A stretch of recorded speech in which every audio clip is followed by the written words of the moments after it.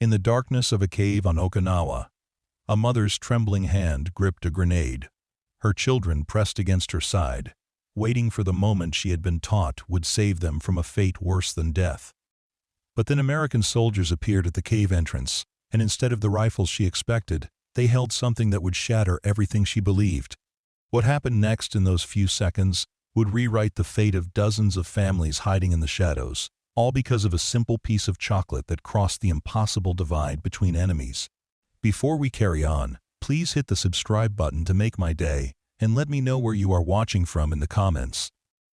The morning of June 14, 1945, arrived on Okinawa with a silence that felt unnatural. Shizuko Yamamoto had not slept in 3 days.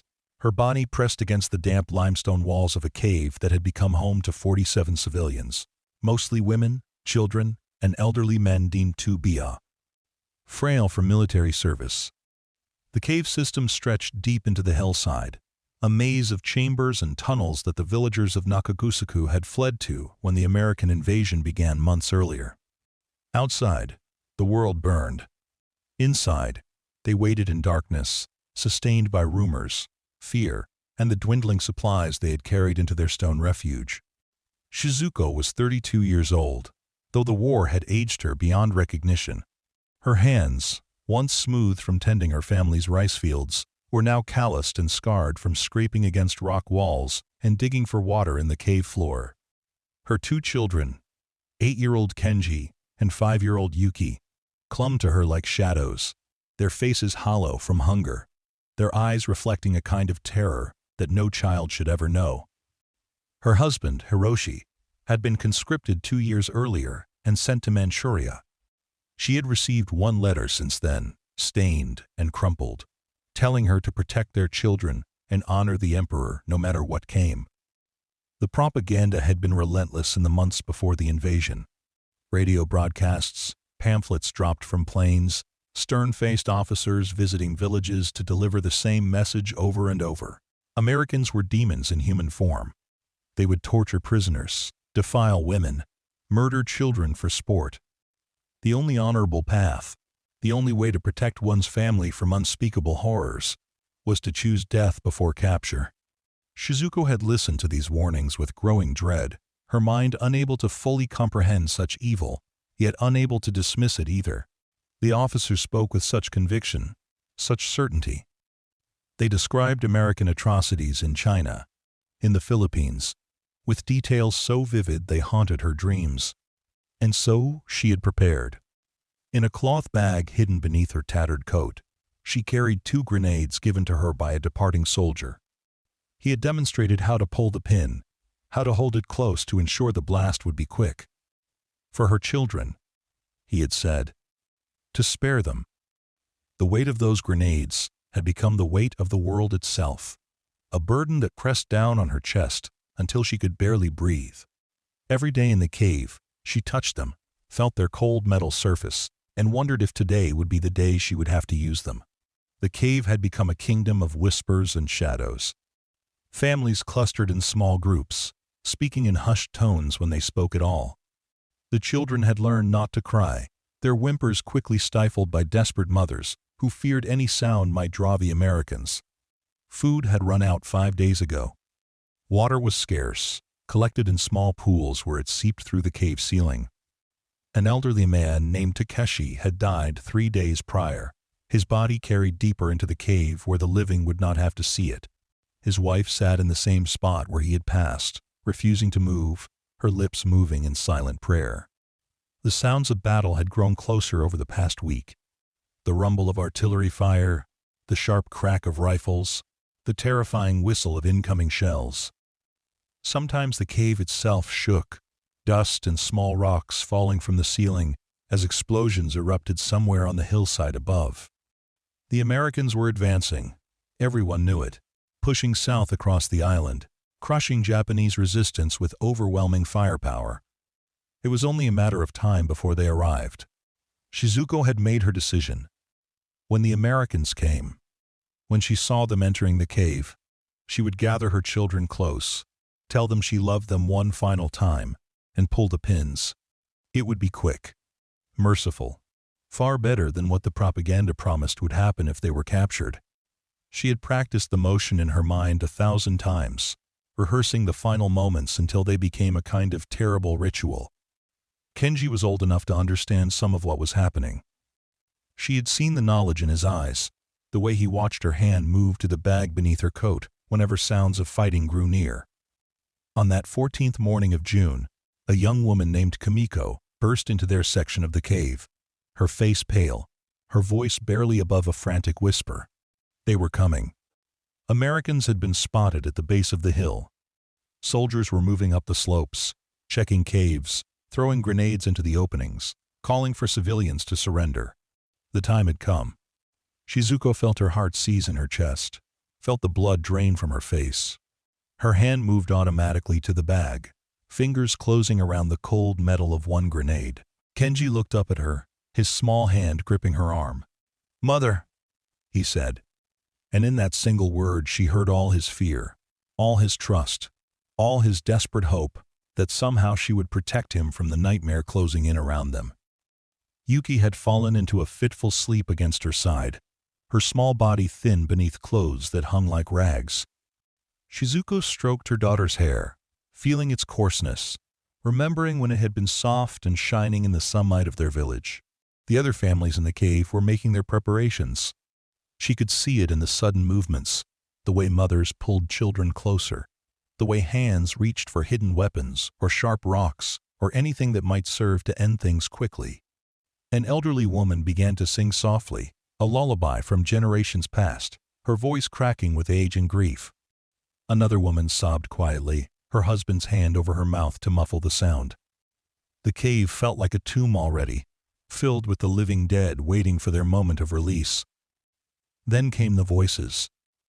American voices, echoing from the cave entrance, words in a language Shizuko could not understand but recognized from radio broadcasts, from propaganda films, from the warnings that had filled her ears for so long. They were here. The demons had arrived. She pulled both children against her, feeling Yuki wake with a start, feeling Kenji's body go rigid with fear. Her hand was in the bag now, fingers on the pin of one grenade, ready to pull, ready to end it all. The voices grew louder. Footsteps echoed on stone. Flashlight beams cut through the darkness, sweeping across huddled families, illuminating faces frozen in terror. Shizuko squeezed her eyes shut, pulling the grenade partially from the bag, her finger hooked through the pin. She began to whisper to her children, telling them she loved them, telling them to be brave, telling them it would be over soon. Kenji was crying silently, his small body shaking. Yuki clung to her, not understanding, just knowing that something terrible was about to happen. The flashlight found them. Shizuko looked up, squinting against the harsh light, and saw the silhouettes of two men in the cave entrance. American Marines, rifles slung over their shoulders, helmets shadowing their faces. This was it. This was the moment. She began to pull the pin, her whole body trembling, her mind screaming at her to do it, to protect her babies from what was coming, to spare them the torture and horror that every authority had promised would be their fate if captured. But the Marines did not raise their rifles. They did not shout or rush forward or make any threatening move. Instead, one of them, a young man who looked barely older than a boy himself, slowly lowered himself to one knee. He set down his rifle, leaning it against the cave wall. Then he reached into a pocket of his uniform and pulled something out. In the beam of the flashlight, Shizuko saw what it was, and her mind could not process the information. Chocolate bars. The Marine was holding chocolate bars. He spoke, his voice gentle, the words meaningless to Shizuko's ears, but the tone unmistakable. He was trying to be soothing, trying to calm them. He held out the chocolate bars toward where the children sat. Kenji had stopped crying, his eyes fixed on the strange objects in the soldier's hand. Yuki peeked out from behind Shizuko's arm, curious despite her terror. The Marine gestured, a universal motion of offering, of giving. He unwrapped one of the chocolate bars, breaking off a piece, and putting it in his own mouth, showing them it was safe, showing them it was food. Shizuko's hand was still on the grenade pin. Her whole world had narrowed to this moment, this impossible sight of an American soldier offering candy to her children. It contradicted everything she had been told, everything she had prepared for. Demons did not kneel. Monsters did not offer chocolate. Torturers did not speak in gentle voices or make themselves vulnerable by setting aside their weapons. Her mind struggled to reconcile the propaganda with the reality kneeling before her. The second Marine moved forward slowly, also producing chocolate from his pockets. Other soldiers appeared behind them, but none made aggressive moves. They were calling into the cave in broken Japanese now. Simple words. Safe. No hurt. Food. Water. Children safe. The first Marine extended his hand further, the chocolate bar within reach of Kenji if the boy chose to take it. Shizuko felt her son shift beside her, felt him lean forward slightly, drawn by the promise of food, by curiosity, by the desperate hope that maybe, just maybe, these men were not the demons they had been warned about. She wanted to pull him back, wanted to complete the action her hand had started, wanted to fulfill the duty she had been given to protect her children from the American devils. But something held her frozen. Perhaps it was exhaustion. Perhaps it was the cognitive dissonance of seeing kindness where she expected cruelty. Perhaps it was the simple, terrible realization that she did not want to die, did not want her children to die, not if there was even the smallest chance that the propaganda had been lies.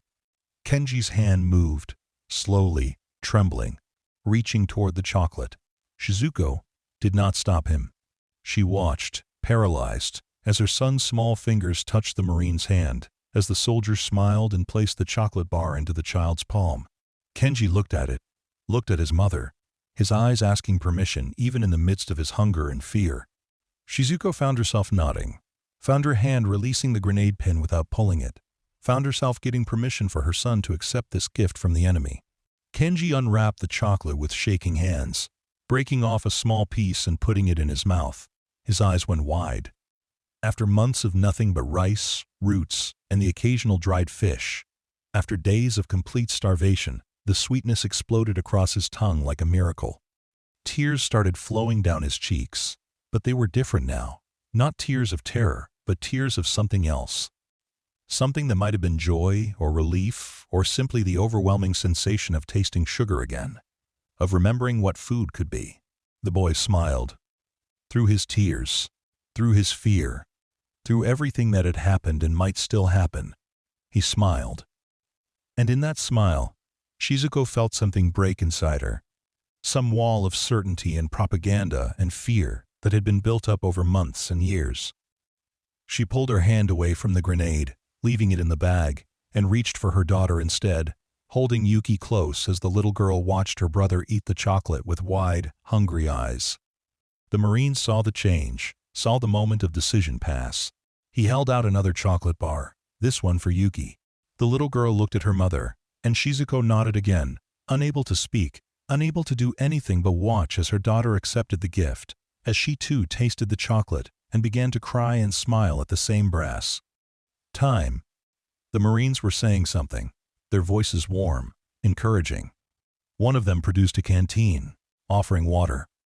The other was gesturing toward the cave entrance, toward the light outside, miming eating and drinking, trying to communicate that there was more, that they would be fed, that they would be cared for. Around them, other families were emerging from the shadows, drawn by the scene, by the sight of children eating chocolate, by the undeniable evidence that perhaps everything they had been told was wrong. An elderly woman shuffled forward, her face streaked with tears, her hands clasped together in a gesture of thanks or prayer or desperate hope. A mother with 3 small children approached slowly, her eyes still wary, but her hunger for salvation overcoming her fear. The Marines moved among them, distributing what supplies they had, speaking in calming tones, showing through actions what their words could not convey. Shizuko stood slowly, her legs weak from days of sitting, from fear, from the release of tension that had held her body rigid for so long. She still had the grenades in her bag. She could still fulfill what she had been told was her duty. But she looked at Kenji, chocolate sneered on his face, looking more like a child than he had in months.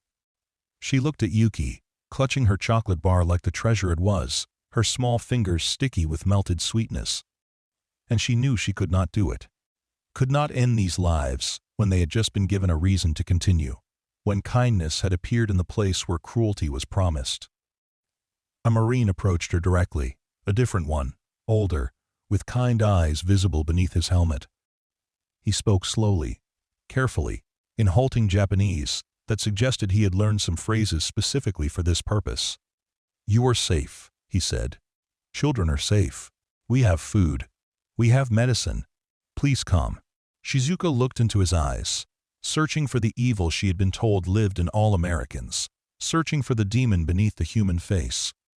She saw only weariness, relief, and something that might have been sadness at the fear he witnessed in the caves. She nodded. It was a small gesture, just a slight dip of her head, but it meant everything. It meant surrender, yes, but more than that. It meant choosing life over death, hope over despair, the evidence of her eyes over the propaganda of her ears. The Marine smiled, the expression transforming his face, making him look young and human, and nothing like a demon at all. He gestured toward the cave entrance, and Shizuko gathered her children, each holding their precious chocolate, and began to walk toward the light. The journey from the cave's depths to its entrance felt longer than all the days they had spent in darkness. Other families followed, a slow procession of the starved and terrified, drawn forward by the promise of food and safety, by the sight of American soldiers treating them not as enemies to be destroyed, but as people to be helped. Some still hung back, too afraid or too indoctrinated to trust what they were seeing. Shizuko could hear whispers behind her, voices saying it was a trick, that the torture would come once they were outside, that this kindness was just a lure to bring them into the open, where they could be killed more easily. But she kept walking, one foot in front of the other, her children pressed against her sides, moving toward the light that grew brighter with each step. When she emerged from the cave, the sunlight was blinding after so many days in darkness. She squinted, raising a hand to shield her eyes, and when her vision adjusted, she saw a sight that would stay with her for the rest of her life. The hillside was scarred with battle. Trees splintered and burned. The ground cratered from explosions. But among the destruction, American Marines had set up a field station. There were medical tents, supply stations, and dozens of soldiers moving with purpose.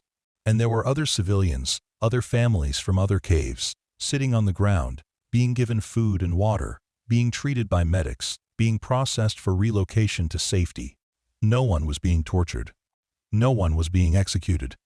The only violence visible was the violence of war already past, the destruction of battle already finished. A female American nurse approached Shizuko, her face showing concern at the state of the starving woman and her children. She guided them to a sitting area, bringing bowls of rice and soup, simple food, but more than they had seen in days. Kenji and Yuki ate like they had forgotten how, stuffing food into their mouths, until Shizuko had to slow them down, afraid they would make themselves sick. The nurse watched with compassion, speaking in English to another medical worker, gesturing to the children's thinness, their obvious malnutrition.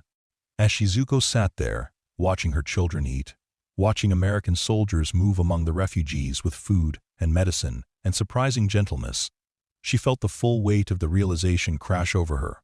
The propaganda had been lies. All of it.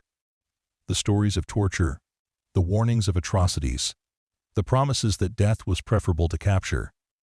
All lies designed to make them choose death, to make them kill themselves and their children rather than surrender. She thought of the grenade still in her bag, thought of how close she had come to pulling that pin, to ending her children's lives based on lies. The thought made her physically ill, bile rising in her throat. She was not alone in this realization. Around her, other mothers sat with their children, the same understanding dawning on their faces, the same horror at what they had almost done. An elderly man wept openly, his grandchildren clustered around him, alive and being fed, when hours ago he had been preparing to lead them in mass suicide. A young mother rocked her infant, the baby nursing hungrily after days of her dried-up milk, the woman's eyes distant with shock at her family's salvation. Over the following hours, more civilians emerged from the caves. Each group required the same patient coaxing, the same demonstrations of kindness, the same chocolate and food offered to fearful children to break through the wall of propaganda. The Marines seemed to understand the psychology at work, seemed to know that the path to these terrified people was through their children, through simple acts of unexpected gentleness that contradicted everything they had been told. Shizuko watched one such encounter unfold nearby. A family of 6 emerged from a cave entrance, the father holding a knife, clearly prepared to use it on his own family rather than allow capture. A young Marine, barely old enough to shave, approached slowly, hands raised in a gesture of peace. He spoke in broken Japanese, but his message was clear in his actions. He removed his helmet, setting it on the ground. He showed his empty hands. Then, like the Marine who had entered Shizuko's cave, he produced chocolate, holding it out to the children. The father's hand trembled on the knife. His wife was crying, torn between the duty she had been taught and the hope she desperately wanted to believe in. Their oldest child, a girl of perhaps 10, stared at the chocolate with such longing that it broke through her fear. She took a step forward, then another, until she was close enough to take the offered candy. The Marine's face lit up with relief and joy as she accepted it, as she tasted it, as her expression transformed from terror to wonder. The father dropped the knife, his whole body sagging as the weight of his intended action released him. He fell to his knees, sobbing, while his wife gathered their children and the Marines moved in with food and water and medical care. By evening, over 200 civilians had been evacuated from the cave system, processed, fed, and prepared for transport to refugee camps, where they would wait out the rest of the war in safety. Shizuko and her children were among them, sitting in the back of a truck with other families, heading away from the battle lines toward the southern part of the island where civilians were being housed. Kenji and Yuki had fallen asleep against her, their bellies full for the first time in weeks, their faces peaceful in a way they had not been since the invasion began. Shizuko could not sleep. Her mind was too full, processing the day's events, trying to reconcile the reality she had experienced with everything she had believed. She thought about the Emperor, about the propaganda, about the officers who had handed out grenades and taught mothers how to kill their children. She thought about the Marine who had knelt in the cave, who had offered chocolate instead of bullets, who had saved her children not through force, but through simple human kindness. The truck rumbled through the night, and through tears, Shizuko made a decision. She would tell this story. She would tell everyone who would listen about the lies and the truth, about the propaganda and the reality. She would make sure that other families knew, that other mothers understood that there was another choice, that surrender did not mean torture and death, but safety and care. If she could save even one family from the fate she had nearly inflicted on her own, if she could prevent even one mother from pulling the pin on a grenade meant for her children, then sharing her story would matter. The refugee camp was a sprawling collection of tents and temporary structures, housing thousands of Okinawan civilians displaced by the battle. When Shizuko arrived with her children, they were assigned to a tent with 4 other families, given blankets and basic supplies, and told that food would be distributed twice daily. The camp was run by American military personnel with the help of Okinawan civilians, who had surrendered earlier in the conflict and now served as translators and organizers. It was in the camp that Shizuko's education truly began.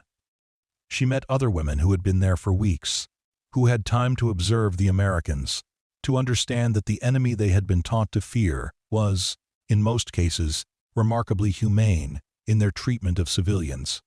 The soldiers ran the camp with efficiency, ensuring everyone received food, that children got medical care, that families were kept together whenever possible. There were rules, certainly, and restrictions on movement, but there was no torture, no mass executions, no systematic cruelty. She also met women who had darker stories, who had experienced the chaos of battle, who had lost family members to artillery fire or crossfire or tragic accidents. War was still war, and death was still death. But the systematic atrocities promised by the propaganda, the organized torture and murder of civilians, these things were not happening. The Americans were not demons.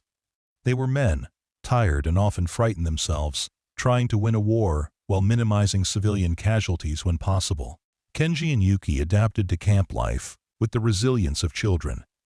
Within days, they were playing with other children, laughing again, regaining some of the childhood that war had stolen. Yuki became particularly attached to one of the American nurses, a woman named Margaret, who reminded her of her grandmother. The nurse would save extra portions of fruit for the little girl, would spend time braiding her hair, would teach her simple English words. Dog, cat, thank you, beautiful. Shizuko watched these interactions with mixed emotions. Gratitude, certainly, for the kindness shown to her daughter, but also a complex tangle of guilt, confusion, and grief. She had been prepared to kill these children to protect them from people who were now showing them more care and attention than they had received in months. The cognitive dissonance was painful, forcing her to question everything she had believed, every authority she had trusted. She began attending meetings organized by other civilian women, groups where they could share their experiences and try to make sense of what had happened to their island, their country, their lives. It was in these meetings that Shizuko heard the full scope of the tragedy. Stories of entire families who had completed their suicide pacts before Americans arrived, grandmothers and children dead in caves from grenades or poison or knives. Stories of civilians who had jumped from cliffs rather than surrender, hundreds of bodies broken on rocks below because they believed the lies about American cruelty. Stories of families torn apart, of children orphaned, of a society shattered by war and propaganda. But there were also stories of survival, of families saved by the chocolate and kindness of American soldiers, of caves full of civilians coaxed into surrendering by patient Marines who refused to use violence when pressed. Gentleness, my work. These stories spread through the camp, shared in whispers at first, then more openly as the evidence became undeniable. The Americans were not the demons they had been portrayed as. The propaganda had been designed to make Okinawans choose death, to prevent them from surrendering, to turn the civilian population into another weapon against the invading forces. Shizuko became one of the storytellers. In the evenings, when families gathered in communal areas, she would share her experience, describing the moment in the cave, when the Marine offered chocolate, when her son smiled through tears, when she realized that everything she had been told was a lie. Her story resonated with other women who had similar experiences, who had been moments away from killing their families before American kindness intervened. It became a kind of testimony, a witness to the power of simple human decency to overcome even the most insidious propaganda. One evening, about 2 weeks into their stay at the camp, Shizuko was approached by an Okinawan man who worked as a translator for the American administration. He told her that there were still civilians in the caves, still families hiding, still mothers with grenades waiting for the moment to use them. The Marines were continuing to clear the caves, but they needed help. They needed Okinawan civilians who had surrendered, who could speak to those still in hiding, who could share their stories and convince others that surrender was safe. Would she be willing to help? Would she be willing to go back to the caves, to speak to the families still trapped in darkness and fear, to tell them what she had learned? The man was honest about the risks. The battle was still ongoing in parts of the island. There could be Japanese soldiers in the caves who would see her as a traitor. She could be caught in crossfire or hit by artillery. But she could also save lives, could prevent other mothers from making the choice she had almost made. Shizuko thought of the grenade in her bag, still there, still a reminder of how close death had come. She thought of Kenji's smile when he tasted chocolate, of Yuki's peaceful face as she slept with a full belly for the first time in weeks.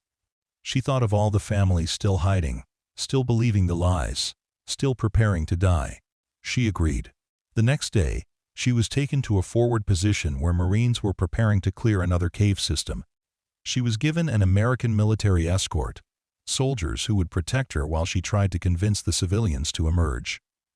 They approached the cave carefully, the Marines calling out in Japanese, announcing that they had an Okinawan woman with them who wanted to speak to anyone inside.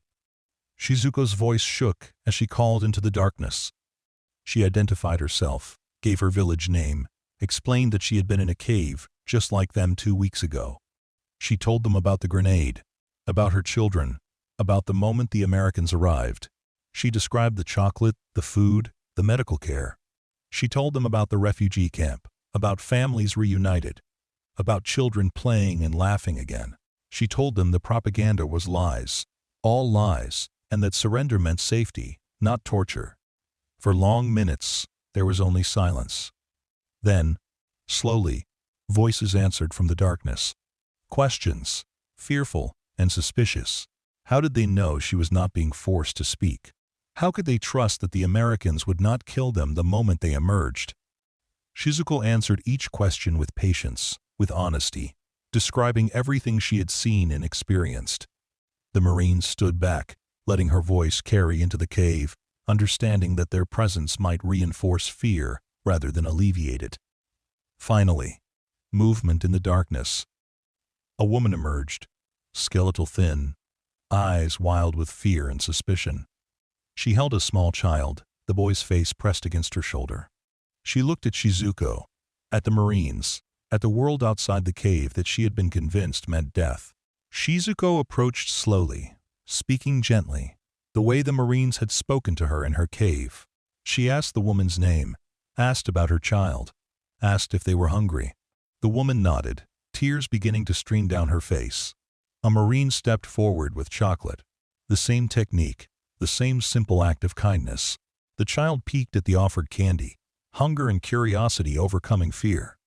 When the boy took the chocolate, when he tasted it and his face lit up despite his terror, something broke in his mother's expression.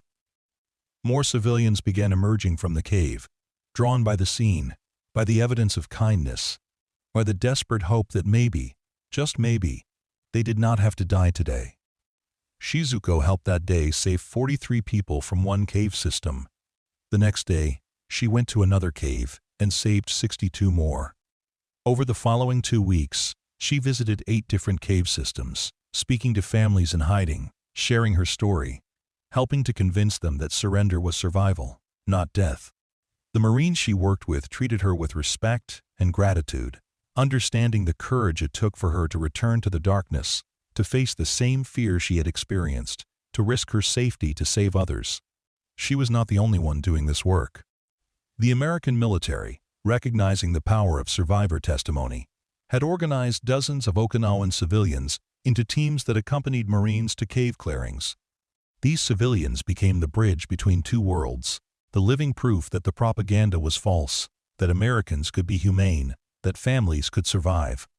Their voices saved thousands of lives, preventing countless suicides, convincing families to choose life over death. But not everyone could be saved. Shizuko encountered caves where families had already completed their suicide pacts before anyone arrived. Grenades exploded in closed spaces, leaving only bodies and the echoes of tragedy. She found caves where Japanese soldiers had forced civilians to die, executing those who wanted to surrender, using families as shields or forcing them into battle. These discoveries haunted her, the knowledge that not everyone had received the chance her family had, that not everyone had been fortunate enough to encounter Marines with chocolate before completing their final acts. The battle for Okinawa officially ended in late June, though pockets of resistance continued for weeks afterward. The civilian toll was staggering. Estimates suggested that between 40,000 and 150,000 Okinawan civilians had died during the 3-month campaign, caught between two armies, killed by artillery, disease, starvation, and in too many cases, by their own hands based on propaganda that painted surrender as worse than death. Shizuko remained in the refugee camp through the summer, caring for her children, continuing to work with the American administration to locate and assist displaced families. As the weeks passed and the island began to stabilize, she learned more about the war, about the broader conflict that had consumed the world. She learned that Japan was losing, that the Americans were planning an invasion of the home islands, that the emperor who had commanded such loyalty was presiding over a nation facing destruction. In August, news arrived that changed everything. 2 massive bombs had been dropped on Japanese cities, weapons of unimaginable power that had destroyed Hiroshima and Nagasaki in single blasts. Days later, the emperor himself spoke on the radio, his voice heard by ordinary Japanese for the first time, announcing Japan's surrender. The war was over. The news sent shockwaves through the refugee camp. Some celebrated, relieved that the fighting had ended, that families in Japan might be spared the fate that had befallen Okinawa. Others grieved, their loyalty to the emperor and their nation conflicting with relief at the war's end. Shizuko felt a complex mixture of emotions. Relief that Kenji and Yuki would grow up in peace. Grief for her husband, from whom she had heard nothing, and who might already be dead in Manchuria. Anger at the leaders who had fed them lies, who had been willing to sacrifice civilians to maintain their power and ideology. In the months that followed, as the occupation of Japan began, and the full scope of the war's horror became clear, Shizuko made a decision about her future. She would dedicate her life to education, to teaching others about the dangers of propaganda, about the importance of questioning authority, about the power of simple human kindness to overcome even the deepest amorous divisions. She trained as a teacher in a program run by American educational reformers, learning new methods, new philosophies, new ways of thinking about education that emphasized critical thinking over rote quote, memorization and blind obedience. When schools reopened in Okinawa, she was among the first teachers assigned to educate the children who had survived the war. She taught reading and mathematics, history and science, but she also taught something else. She taught her students to question, to think, to never blindly accept what authorities told them without evidence. She shared her story, age-appropriate versions for younger children, fuller accounts for older students, always emphasizing the lesson she had learned in that cave when a Marine offered chocolate to her son. Humanity transcends politics and propaganda. Kindness can shatter lies. And the choice between life and death should never be made based on fear of enemies we have been taught to hate but never truly known. Kenji grew up to become a doctor, dedicating his life to healing, perhaps influenced by the American medics he had watched care for refugees in the camp. Yuki became a teacher like her mother, carrying forward the lessons of that day in the cave to new generations. Both children grew up knowing their story, understanding how close they had come to death, appreciating the grace that had saved them. Shizuko never learned the name of the Marine who had entered her cave with chocolate. In the chaos of war and the years that followed, that information was lost. She tried to find him once, working with American veteran organizations, but the record-keeping had been imperfect, and there were so many Marines who had done similar acts of kindness throughout the battle. He remained anonymous, a young soldier whose simple act of humanity had cascaded through time, saving not just her family but, through her testimony and work, hundreds of others. She did keep one thing from that day. The grenade, diffused and made safe by American explosives experts, sat on a shelf in her home for the rest of her life. Not as a weapon, but as a reminder of how close fear and propaganda had brought her to destroying everything she loved. A reminder of the moment when kindness broke through that fear. A reminder that, even in the darkest times, even when death seems like the only option, there is always the possibility of a different choice if we have the courage to see beyond our fear. In 1952, 7 years after the battle, Shizuko was invited to speak at a peace conference in Tokyo. Survivors from across Japan gathered to share their experiences of the war, to bear witness to the cost of militarism and propaganda, to advocate for a future where such tragedies would never be repeated. Shizuko's speech was simple, personal, focused on that moment in the cave. She described the darkness, the fear, the grenade in her hand.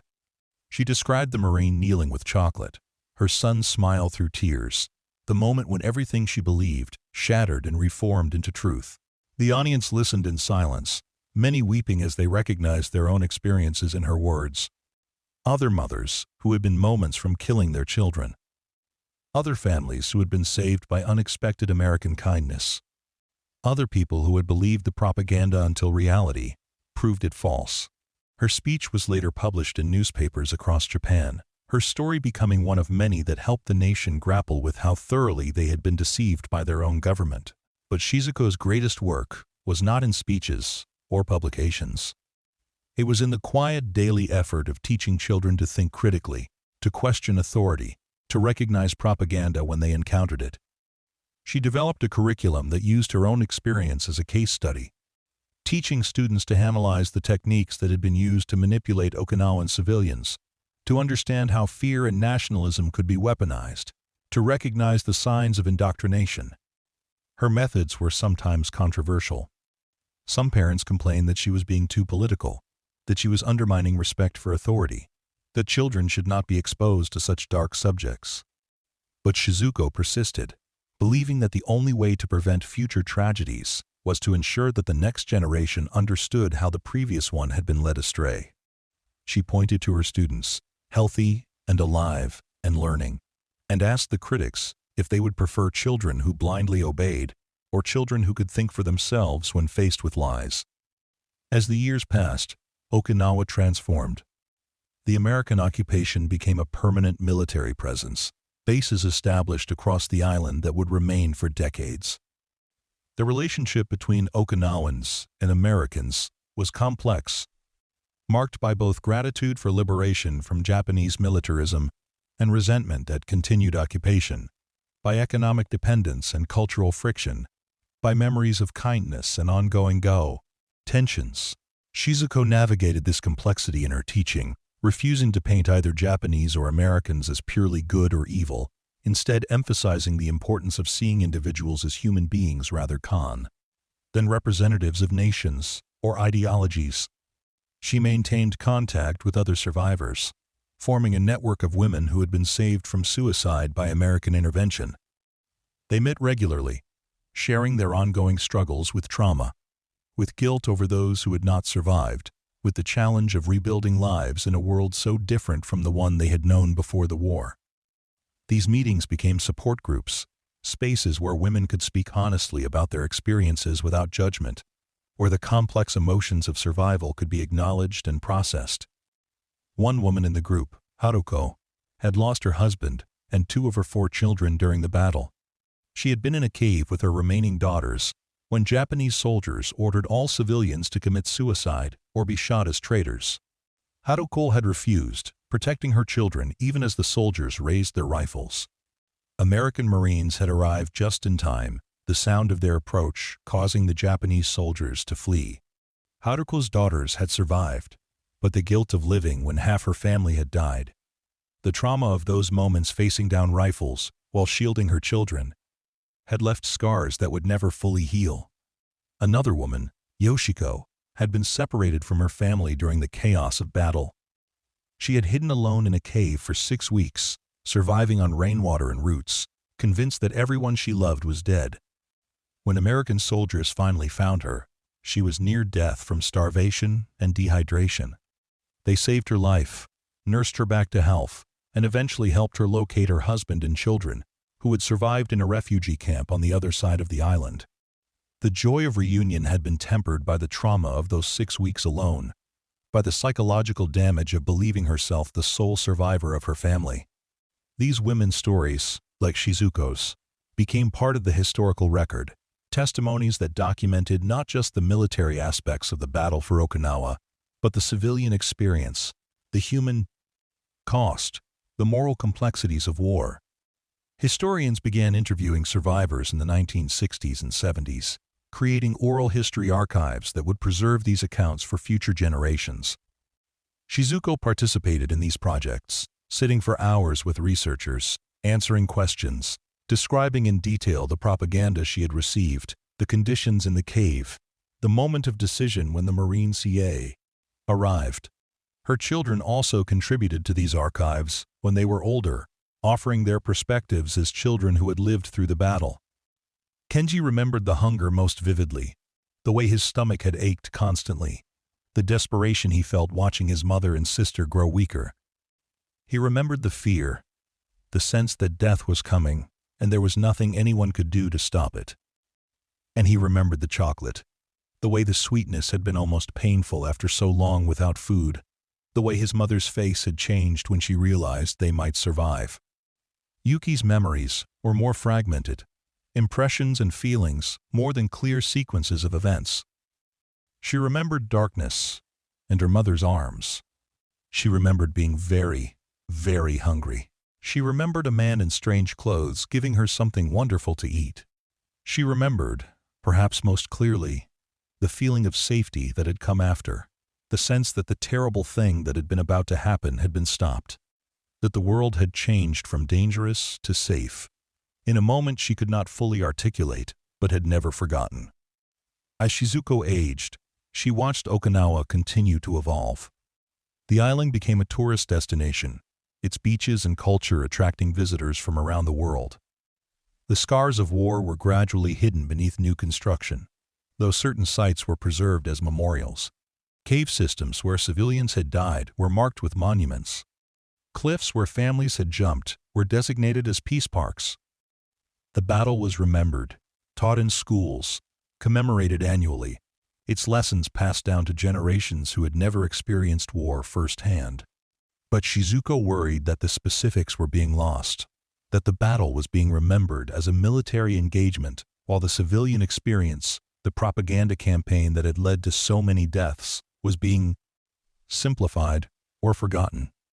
She intensified her efforts, writing a memoir in her 70s that detailed not just the events but the psychological process of indoctrination, the way propaganda had worked on her mind, the cognitive dissonance of discovering it was false.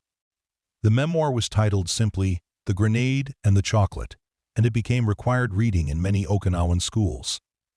In it, Shizuko did not spare herself. She described in unflinching detail how she had been prepared to kill her children, how she had rehearsed the action, how close she had come to following through. She wrote about the shame she felt afterward, the guilt that perhaps she should have seen through the lies, that perhaps she should have questioned more, resisted more, trusted her own humanity more than the propaganda. But she also wrote about understanding and forgiveness. She explained how effective the propaganda had been, how thoroughly it had exploited fear and love and duty to convince people that murder-suicide was the moral choice. She wrote about the soldiers who had distributed grenades, many of them believing they were helping families avoid a worse fate. She wrote about the officers who had designed the propaganda campaign, trapped in their own ideology, unable to see the humanity they were destroying. And she wrote about forgiveness, the choice to let go of anger toward those who had deceived her, to focus instead on preventing such deception from working again. The book's most powerful section was its ending, where Shizuko directly addressed future generations. She wrote to children who would never experience war, trying to help them understand how normal, loving people could be convinced to do terrible things. She wrote to parents, urging them to teach their children critical thinking, to encourage questions rather than blind obedience. She wrote to leaders, warning them about the responsibility that came with power, the ease with which authority could be abused, the human cost of political decisions. And she wrote to that anonymous Marine, the young man whose name she had never learned, but whose action had saved her family.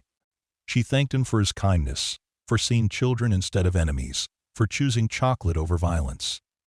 She told him, wherever he was, that his simple act had rippled through time, had influenced not just her life, but the lives of everyone she had taught, everyone she had helped save from caves, everyone who had read her story and learned its lessons. She told him that he represented the best of humanity, the ability to see beyond propaganda and politics, to the basic truth that children are children, that families deserve protection, that kindness matters. The memoir was published in 1986, 41 years after the battle. Shizuko was 63 years old, still teaching, still sharing her story. The book sold modestly in Japan but found unexpected success when it was translated into English and published in the United States. American veterans of the Okinawa campaign read it, many for the first time understanding the full impact of their actions, the lives they had saved not through combat but through compassion. Some veterans reached out to Shizuko through the publisher. They shared their own memories of clearing caves, of trying to convince terrified civilians to surrender, of the horror they felt when they found caves full of suicide victims. They described the psychological toll of the battle, the nightmares that had followed them for decades, the guilt they carried for the civilians caught in the crossfire. They thanked her for writing the book, for helping them understand a civilian perspective, for validating the humanity they had tried to maintain in the midst of war. One letter came from a man named Robert Chen, a former Marine who had participated in cave-clearing operations. He wrote that he remembered distributing chocolate to children, remembered their faces when they tasted sugar after months of deprivation. He wondered if he might have been one of the Marines in her cave, but he could not be certain. There had been so many caves, so many terrified families, so many moments of trying to convince people that surrender was safe. He told her that her book had helped him make peace with his war experiences, had reminded him that amid all the destruction and death, there had also been moments of grace and humanity. Shizuko wrote back to Robert and to the other veterans who contacted her. She thanked them for their service, for their kindness, for choosing humanity when they could have chosen violence. She told them that whatever guilt they carried for the civilians who had died, they should also remember the civilians who had lived because of their compassion. She shared updates about her life, about Kenji's medical practice and Yuki's teaching career, about the generations of students she had taught to think critically and question propaganda. These letters became a correspondence that lasted until Shizuko's death. Robert visited Okinawa once, meeting Shizuko in person, an elderly American veteran and an elderly Japanese survivor, sitting together in a cafe, talking about the moment that had defined both their lives. They visited the cave system where Shizuko had hidden, now marked as a historical site, and stood in the darkness together, remembering. Robert cried, overcome by the physical reality of the place where so many had nearly died, where his younger self had tried to save lives. Shizuko comforted him. This man who had once been her enemy, now her friend, bound together by shared history and mutual understanding. As Shizuko entered her 80s, her health began to decline. She retired from teaching, though she continued to give occasional lectures and interviews. She spent time with her grandchildren, 5 in total between Kenji and Yuki's families, telling them stories about the old days, about their island's history, about the importance of peace and critical thinking. The grandchildren grew up knowing their grandmother's story, understanding that they existed because a Marine had offered chocolate instead of violence, because their grandmother had chosen to accept that offer, because in a moment of darkness, kindness had prevailed. In 2005, 60 years after the battle, a major commemoration was held on Okinawa. Survivors, veterans, historians, and dignitaries from Japan, the United States, and around the world gathered to remember the battle and honor those who had died. Shizuko, now 82, was one of the keynote speakers. She stood before thousands of people, her voice strong despite her age, and told her story one more time. She spoke of the grenade and the chocolate, of propaganda and truth, of fear and kindness. She spoke of the thousands who had died believing lies about their enemy, of the thousands who had been saved by unexpected compassion. She spoke to the young people in the audience, urging them to learn from history, to question authority, to choose humanity over ideology. She spoke to the veterans, thanking them for the lives they had saved, releasing them from guilt for the lives they could not save. She spoke to the world, offering Okinawa's experience as a lesson in the cost of war and the power of peace. When she finished, the audience rose in a standing ovation that lasted several minutes. Among those applauding were elderly veterans, some in wheelchairs, some with tears streaming down their faces. There were survivors like herself, other mothers who had nearly killed their children, other families saved by American kindness. There were young people, students and activists, carrying forward the message of peace that Shizuko and others had worked so hard to preserve. After the ceremony, Shizuko was surrounded by people wanting to thank her, to share their own stories, to tell her how her testimony had impacted their lives. Among them was a man in his 80s, leaning on a cane, wearing a cap that identified him as a Marine Corps veteran. He approached slowly, and when he reached Shizuko, he said simply, "I was there. I gave chocolate to children in caves. I don't know if I was the one in your cave, but I was doing the same thing. Thank you for telling people what happened. Thank you for remembering that we tried to be human."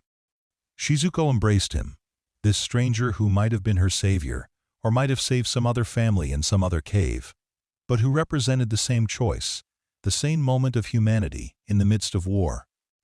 They stood together for a long moment, two people bound by history, by the battle that had defined their lives, by the simple truth that kindness matters, even in the darkest times. Shizuko Yamamoto, died in 2009 at the age of 80. Her funeral was attended by hundreds of people, former students, fellow survivors, her extended family, and several American veterans who had traveled to Okinawa to pay their respects. Kenji and Yuki spoke at the service, sharing memories of their mother, honoring her dedication to peace and education, acknowledging the courage it had taken for her to share her story so publicly and persistently. The defused grenade from the cave was placed in a museum, part of an exhibit on civilian experiences during the Battle of Okinawa. Next to it was placed a chocolate bar, a symbolic representation of the candy that had saved lives. The exhibit included Shizuko's testimony, photos of her family, excerpts from her memoir, and letters from American veterans. It became one of the most visited exhibits in the museum, a powerful reminder of the human cost of war and the transformative power of compassion. Her legacy continued through her children and grandchildren, through the thousands of students she had taught over her 40-year teaching career, through her memoir, which continued to be read and studied, through the oral histories she had contributed to, through the peace conferences she had spoken at, through the simple act of telling her story again and again so that others might learn from it. The story of the grenade and the chocolate became emblematic of the civilian experience at Okinawa, a condensation of the broader tragedy and hope that had characterized the battle. It was taught in schools, featured in documentaries, referenced in academic studies of propaganda and psychological warfare. It became a reminder that even in war, there are choices, that even when faced with the most effective propaganda, individuals can choose to see the humanity in their supposed enemies. Perhaps most importantly, Shizuko's story became a testament to the power of storytelling itself. By sharing her experience, by being willing to be vulnerable and honest about how close she had come to killing her children, by acknowledging both the power of propaganda and the possibility of breaking free from it, she had created a narrative that helped others understand, heal, and learn. Her words had reached across decades and cultures, touching people who had never experienced war but could understand the universal themes of fear, hope, and the choice between death and life. In the cave on Okinawa, where it had all happened, there is now a memorial. A simple plaque marks the spot, explaining in Japanese and English what occurred there in June of 1945.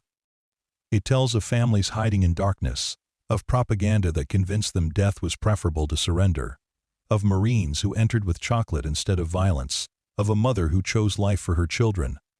The cave is preserved as it was, dark and cold, and still slightly terrifying, a physical reminder of those desperate days. Visitors to the memorial often leave offerings. Flowers, certainly, but also chocolate bars, a tribute to the simple candy that became a symbol of salvation. The chocolate is collected regularly by museum staff and donated to children's charities, a continuation of the gift across generations. Each bar represents a life saved, a moment of kindness, a choice to see humanity in the other.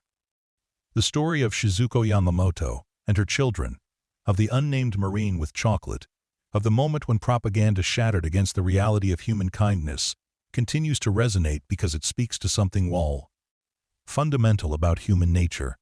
We are capable of great cruelty, certainly, capable of believing terrible lies and acting on them, but we are also capable of great compassion, capable of seeing beyond propaganda to the humanity of our supposed enemies, capable of choosing kindness even when violence would be easier. In a world that still struggles with propaganda, with the demonization of others, with conflicts that tear families and nations apart, Shizuko's story offers a different possibility. It suggests that even in the darkest moments, even when death seems inevitable, even when we have been thoroughly convinced that our enemies are monsters, there is still the possibility of grace. There is still the chance that someone will offer chocolate instead of violence, that we will have the courage to accept that offer. That simple acts of kindness can cascade through time and save not just individuals, but entire communities from the worst impulses of war. The chocolate and the grenade, two objects that represented opposite choices, opposite futures, opposite understandings of humanity. One meant death, the other meant life. One was born of propaganda and fear, the other of compassion and hope. In that cave in Okinawa, in that moment of decision, Shizuko chose the chocolate. And in choosing, she not only saved her own family, but created a story that would continue to save others, teaching generation after generation that even in war, kindness matters, truth matters, and the choice to see the humanity in others can make all the difference between death and life, between darkness and light, between despair and hope. Kenji became known for his work with trauma survivors, applying the lessons of his mother's story to help others heal from psychological wounds. Yuki developed a peace education curriculum used in schools across Japan and internationally, teaching children to recognize propaganda and think critically about authority. Both carried forward their mother's mission, ensuring that the lesson of the grenade and the chocolate would continue to echo through time. A reminder that even in humanity's darkest hours, there is always the possibility of choosing compassion over fear, truth over lies, life over death. And somewhere, perhaps in an American suburb or a retirement community, an elderly veteran might still remember entering a dark cave on Okinawa, frightened and exhausted, and choosing to offer chocolate to terrified children instead of demanding their surrender at gunpoint. He might not know the full impact of his action, might not realize that his simple choice had saved a family, had inspired a lifetime of peace work, had become a story told and retold to illustrate the power of kindness in the face of hatred.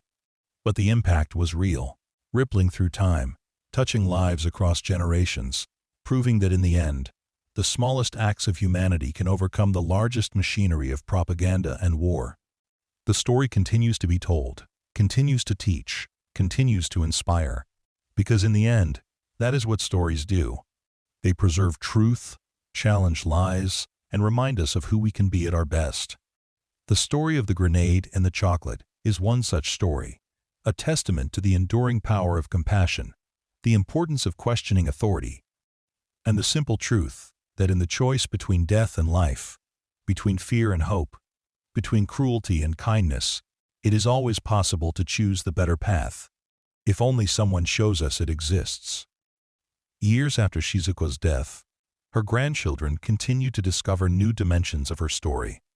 Her oldest grandchild, Akira, Kenji's son, became a documentary filmmaker and decided to create a comprehensive film about his grandmother's experience and its broader context.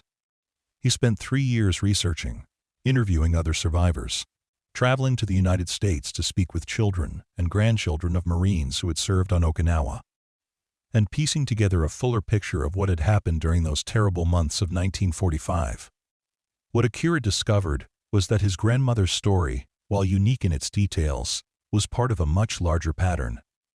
He found records indicating that American military leadership had specifically trained Marines in psychological approaches to civilian evacuation, recognizing early in the Okinawa campaign that standard military tactics were resulting in mass civilian casualties and suicides. The chocolate distribution was not random kindness, but part of a deliberate strategy to break through the propaganda barrier that Japanese military authorities had erected.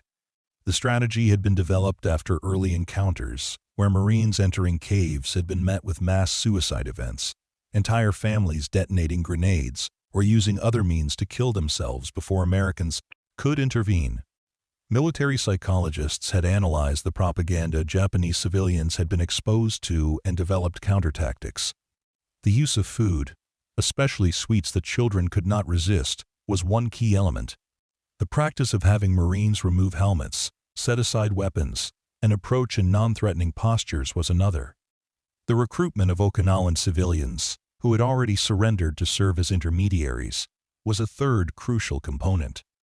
What struck Akira most powerfully was discovering that this strategy had been controversial within the American military command. Some officers had argued that the time and resources spent coaxing civilians from caves was a dangerous diversion from combat operations, that Marines were being put at risk by approaching caves peacefully rather than simply using explosives or flamethrowers to clear them. The fact that the more humane approach had been adopted and maintained, despite these objections, represented a moral choice at the institutional level that mirrored the individual moral choices of Marines like the one who had entered his grandmother's cave. Akira's documentary, titled Chocolate and Grenades, The Battle for Okinawan Souls, premiered at a film festival in Tokyo in 2015, exactly 70 years after the battle. The film interwove his grandmother's personal testimony with broader historical analysis, interviews with other survivors and American veterans, an examination of the propaganda techniques used by both sides during the war. It won several awards and was broadcast on Japanese national television, reaching millions of viewers and reigniting conversations about war, propaganda, and moral responsibility. One segment of the documentary particularly resonated with audiences. Akira had located the family of a Marine named David Richardson, who had served in the same unit that cleared caves in the Nakagusuku area where Shizuko had been hiding. Richardson had passed away in 1998, but his daughter shared his journals from the war, detailed accounts he had written but never discussed with his family. In one entry from mid-June 1945, Richardson described entering a cave and encountering a woman with 2 children, who was clearly preparing to use a grenade. He wrote about his terror in that moment, about watching the woman's hand move toward the grenade pin, about making the split-second decision to pull out chocolate rather than raise his rifle. He described the agonizing seconds waiting to see if the woman would pull the pin or accept the offered candy, about the relief that had flooded through him when the older child reached out and took the chocolate, about the smile on the boy's face that had made him cry later when he was alone. Richardson could not confirm whether this was Shizuko's cave. There had been so many similar encounters, but the details matched perfectly. The children's ages, the description of the mother's desperate expression, even the detail about the boy crying and smiling simultaneously as he tasted the chocolate. What made this journal entry so powerful was what Richardson had written after describing the event. He reflected on the fact that if he had hesitated, if he had approached the situation as a combat scenario rather than a human crisis, that family would have died. He wrote about the terrible burden of knowing that his choice in that moment determined whether children lived or died. He wrote about the propaganda that had put that mother in the position of believing she needed to kill her own children to protect them. And he wrote about his own propaganda, the training he had received that encouraged him to see Japanese as fundamentally different, as fanatics who could not be reasoned with, as enemies rather than people. The choice to offer chocolate, Richardson wrote, was a choice to reject that propaganda, to trust in a shared humanity that transcended national identity and wartime enmity.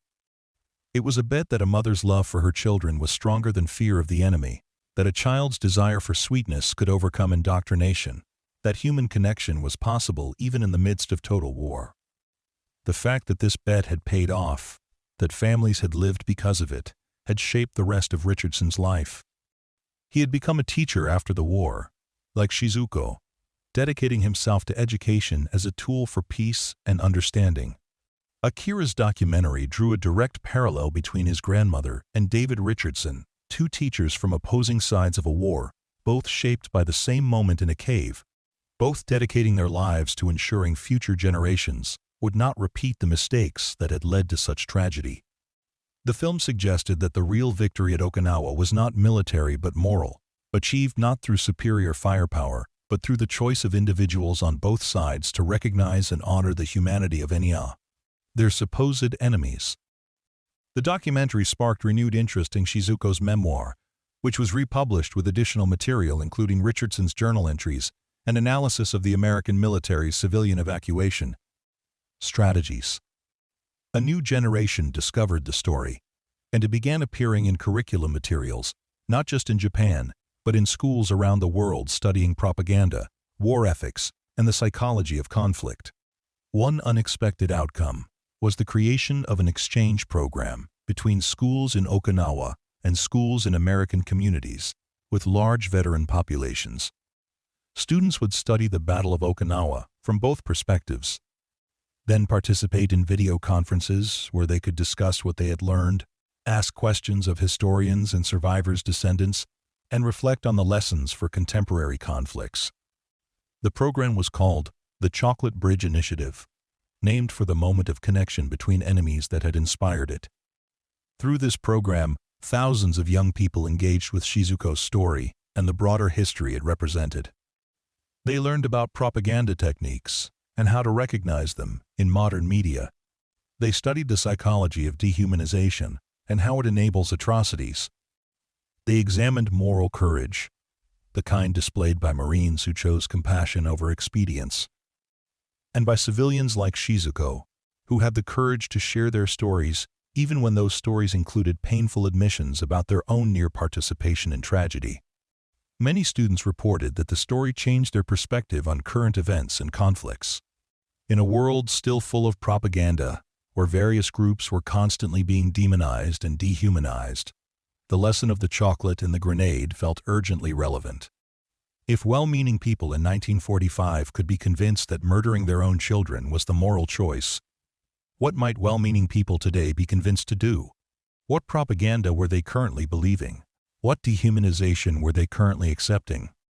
These questions led to student-initiated projects examining modern propaganda, from political campaigns to social media manipulation, to the rhetoric used to justify contemporary conflicts. Young people in Okinawa and America worked together to create media literacy resources, helping their peers develop critical thinking skills to resist manipulation. They organized peace events, created art installations, and wrote essays exploring the themes of Shizuko's story in contemporary contexts. One particularly moving project involved students collecting chocolate bars and donating them to refugee children in various conflict zones around the world.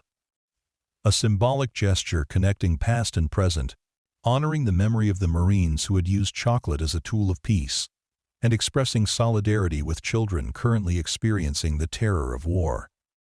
Each donation included a card explaining the story of Okinawa, of Shizuko and her children, of the moment when simple kindness had shattered deadly propaganda.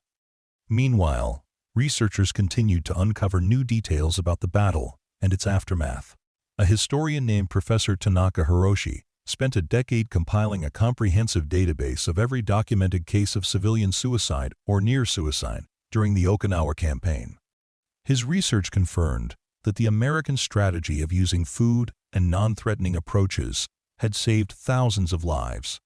He estimated that in cave systems where this approach was consistently used, survival rates were above 80%, while in areas where more aggressive clearing tactics were employed, civilian casualties were dramatically higher. Professor Tanaka's work also documented the long-term psychological impact on survivors. He conducted interviews with over 300 people who had been children during the battle, now elderly themselves, and found common patterns of trauma, but also resilience.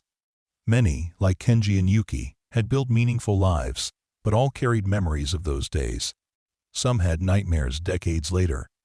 Others experienced anxiety in enclosed spaces, a lasting effect of time spent hiding in caves. But many also reported a deep appreciation for life, a sense that each day was a gift because they had come so close to losing everything. What emerged from this research was a more nuanced understanding of survival and trauma. The moment of being saved, of receiving chocolate from a Marine, or being coaxed from a cave by a fellow Okinawan, was not the end of the story, but the beginning of a long process of healing and rebuilding. Shizuko's decision to become a teacher and peace advocate was one way of processing that trauma, transforming pain into purpose. But others had found different paths, and Professor Tanaka's work honored all these journeys, recognizing that there was no single correct way to carry such heavy history. One of Professor Tanaka's subjects was a woman named Sachiko, who had been 7 years old during the battle. She had been in a cave with her family when American Marines entered, but unlike Shizuko's experience, the Marines in Sachiko's cave had not brought chocolate. They had brought crackers and canned rations, practical food rather than treats. But the effect had been similar.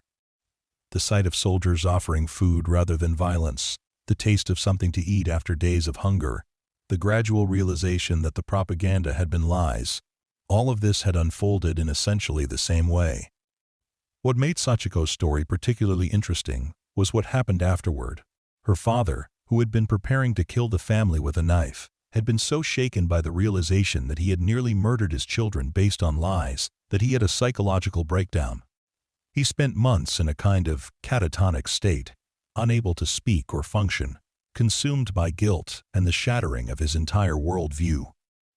Sachiko's mother had to rebuild their family essentially alone, caring for her traumatized husband and hungry children, while processing her own trauma and grief. Sachiko's father eventually recovered enough to function, but he was never the same. The vital, confident man he had been before the war was gone, replaced by someone hesitant and haunted. He never spoke about what had happened in the cave, never discussed the war at all. But Sachiko remembered, and when Professor Tanaka interviewed her, she spoke about forgiveness, about understanding that her father had been a victim of propaganda, just as much as the family had been victims of war. She had spent her life trying to understand how good people could be led to contemplate evil acts. And her conclusion was that the real enemy was not individual people, but the systems of manipulation and fear that turned humans against their own best instincts. These individual stories, collected and preserved by researchers like Professor Tanaka, created a mosaic of experience that deepened understanding of the battle beyond military history.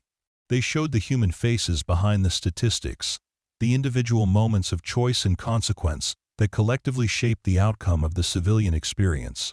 And they reinforced the central lesson of Shizuko's story, that propaganda works by replacing human connection with abstract fear, and that the antidote is the restoration of that connection through direct, humane interaction. In 2020, 75 years after the battle, a major memorial event was planned on Okinawa. The COVID pandemic forced many modifications to the original plans, but the event proceeded with reduced in-person attendance and extensive virtual participation. Kenji, now in his 80s, participated via video link. Too frail to travel to the memorial site, but still sharp in mind and clear in purpose. Yuki, slightly younger and in better health, attended in person, representing the family at the physical ceremony. During the virtual ceremony, a surprise was unveiled. A group of American students from the Chocolate Bridge Initiative had worked with a sculptor to create a memorial statue to be placed near the cave where Shizuko's family had hidden. The statue depicted a Marine kneeling before a child, offering a chocolate bar, while a mother watched with an expression that captured both fear and hope. It was titled simply "The Choice," and it was dedicated to all the civilians and soldiers who had chosen humanity over hatred during the battle. The statue became a pilgrimage site, visited by thousands each year. People would stand before it, reading the plaques that told Shizuko's story and the broader history of civilian experiences during the battle. They would reflect on the choices depicted in bronze, on the propaganda that had made such choices necessary, on the courage required to see past fear to the humanity of the other. Many visitors left offerings, flowers and chocolate bars, creating a constantly renewed tribute to the power of compassion. Yuki, speaking at the statue's dedication, shared a memory she had never publicly discussed before. She remembered, or thought she remembered, the moment in the cave with a clarity that might have been real memory, or might have been constructed from hearing the story told so many times. But real or constructed, it felt true to her. She remembered her mother's hand moving away from something hidden, remembered the feeling of her mother's grip loosening from tight fear to gentle protection, remembered the transition from preparing for death to accepting life. And she remembered thinking, with a child's simple logic, that if this stranger was being kind, then maybe the world was not as scary as it had seemed in the darkness. That childhood realization, Yuki said, had shaped her entire life. If even enemies could show kindness, then kindness must be a fundamental human capacity, always available even in the worst circumstances. If propaganda could be wrong about something so absolute as the evil of Americans, then all propaganda must be questioned.